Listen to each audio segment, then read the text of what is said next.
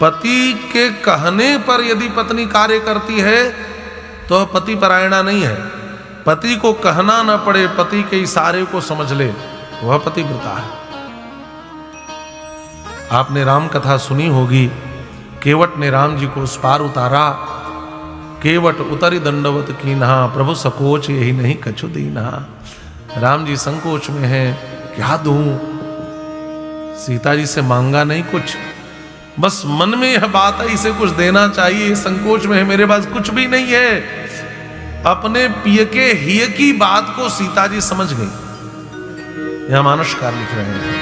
पिय हिय की सिय जानी निहारी, पिय हिय की सिय जान निहारी, पिय हिय की सिय जानी निहारी, पिय हिय की सिय जान निहारी, पिय हिय की सिय जानी निहारी, पिय हिय की सिय जान निहारी। ओ मन मुदरी मन मुदित उतारी, मन मुदरी मन मुदित उतारी, पिय हिय की सिय जानी निहारी, पिय हिय की सिय जान निहारी, मन मुदरी मन मुदित उतारी, मन मुदरी मन मुदित उतारी। पिय हिय की सिय जान निहारी, मन मुदरी मन मुदित उतारी। जो पिय के हिय की बात को जान ले वह पति परायणा, वह पतिव्रता। यह पति इंगित कोविदा। और आज की स्त्रियां तो महाराज पिय हिय की बात समझना तो छोड़ दे, पति के कहने के बाद भी दे दे तो बड़ी बात है। अच्छा, किसी स्त्री से कह दो कि जरा उसे अपना एक गहना उतार कर दे दो, जब गहने की बात आएगी तो और कठिन हो जाएगा हमारा। स्त्रियों को गहने से बड़ा प्रेम होता है। और पति पत्नी से कहे कि जरा एक गहना फलाने को दे दो, देंगी? अच्छा, कुछ दे भी देंगी तो कहेंगी कि 4 भर का दे रही हूं तो 8 भर का वापस करना होगा आपको, तब देंगे। ये पति परायणा होने का लक्षण नहीं है। पिय हिय की सिय जान निहारी, मन मुदरी मन मुदित उतारी। पितृभ्याम प्रसिते साध्वी पतिम इंगित कोविदा। जो पति इंगित कोविद हो, कोविदा हो, यह पतिव्रता स्त्री का लक्षण है। और नित्यम पर्यचरत प्रीत्या भवानी व भवम प्रभु। जैसे भवानी भव की सेवा करती हैं, जैसे भवानी पार्वती शिव की सेवा करती हैं, जैसा शिव और पार्वती का दाम्पत्य है, ऐसा ही दाम्पत्य ऋषि कर्दम और श्री देवहूति जी का है। नित्यम परेचरत प्रीत्या, नित्य ही उनका प्रेम बढ़ रहा है महाराज, उत्तरोत्तर बढ़ रहा है। आजकल क्या होता है, आजकल उत्तरोत्तर प्रेम घटता है। हाँ, दाम्पत्य जीवन में ऐसा देखा जाता है। 6 महीने तक कोई पति से पूछे पत्नी कैसी है तो कहता है चंद्रमुखी है। साल भर बीतने के बाद कहता है सूरजमुखी है। और 2 साल बीत जाए तो कहता है अब तो ज्वालामुखी है। आप समझ गए, प्रेम बढ़ रहा है कि घट रहा है।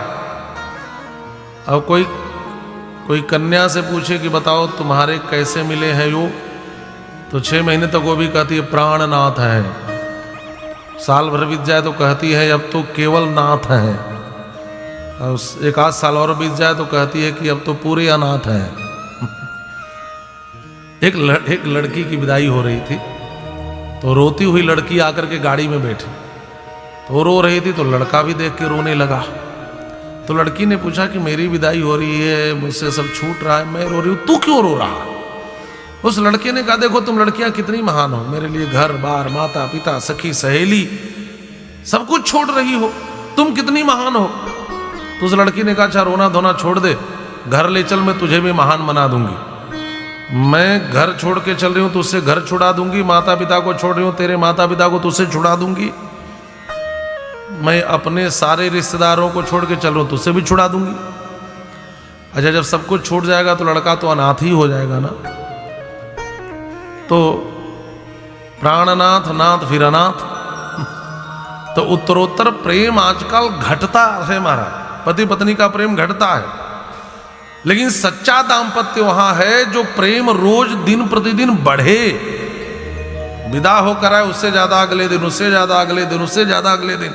और ऋषि कर्दम और देवहूति का प्रेम नित्य बढ़ रहा है। नित्यम परे चरत प्रत्या भवानी ओ भवम प्रभु। पत्नी के साथ हमारे भारत में धर्म शब्द जुड़ता है, धर्म पत्नी। धर्म पत्नी का तात्पर्य धर्मस्य पत्नी नहीं है, धर्माय पत्नी है। पत्नी धर्म के लिए होती है। बहुत से ऐसे यज्ञ हैं, बहुत से ऐसे अनुष्ठान हैं जो बिना पत्नी के संभव ही नहीं है।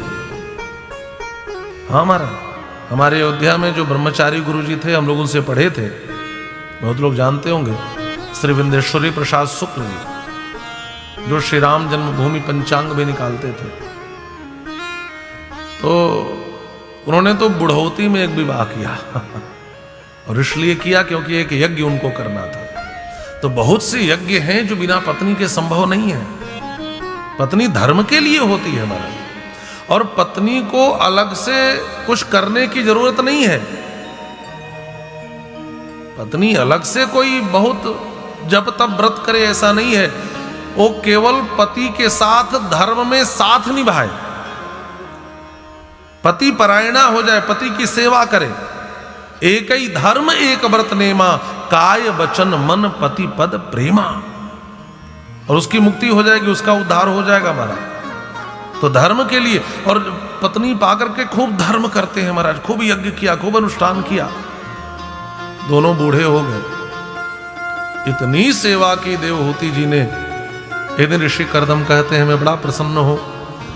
तुष्टो हमद्य तव मान विमानदाया शुश्रूषया परमया परया च भक्त्या यो दो देहिनां मयमतीव सुहृत् स्वदेहो नावेक्षितः समुचितः क्षपतुम मदर्थे। तुष्टो हमद्य तव मानवी मानदाया। हे मानवी, हे मनुपुत्री, देवहूति को करे हे मानवी, मैं तुमसे बहुत संतुष्ट हूं, तुमने बड़ी सेवा की है, तुमने मेरा धर्म में बड़ा साथ दिया। श्रीमद् वाल्मीकि रामायण में जब महाराज श्री जनक ने श्री सीता जी का हाथ राम जी के हाथ में दिया तो कहते इयं सीता मम सुता सह धर्मचरी तव प्रतीक्ष चैनाम भद्रम ते पाणिम गृहणस्व पाणिना। सह धर्मचरी का अर्थ होता है समानो धर्म सह धर्म तम चरती सह धर्मचरी, ये आपके समान धर्म का आचरण करेगी। तो विवाह का उद्देश्य है कि पति पत्नी मिलकर धर्म का आचरण करें। ये विवाह भोग के लिए नहीं होता, ध्यान से समझेंगे।